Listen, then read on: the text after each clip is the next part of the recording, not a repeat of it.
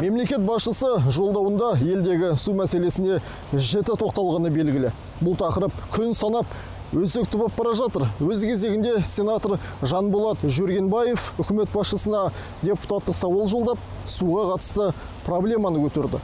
Сенатордың Алматы облысына сапары аясында мамандар жекешелендіру барысында кейбір су шаруашылығы нысандарының жеке тұлғалардың меншігіне өтуіне байланысты алаңдаушылығын білдірген. Көбінесе иелері бұл құрылымдардың жағдайын жақсартуға ақша салмай келген. Осыған байланысты депутат үкіметке бірқатар шара қабылдау қажет екенін жеткізді. Сонымен қатар үкімет тарапынан келесі іс-шараларды іске асыру ұсынылады.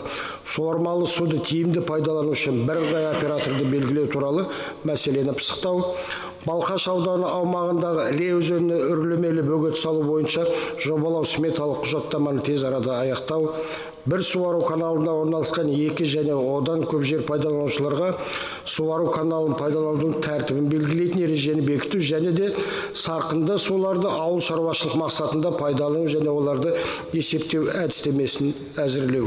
Сонымен қатар сенатор ауыл шаруашылығында суды тиімді пайдалануды қамтамасыз етудің 2023-2026 жылдарға арналған жол картасына бірқатар өзгеріс енгізу қажет деп есептейді.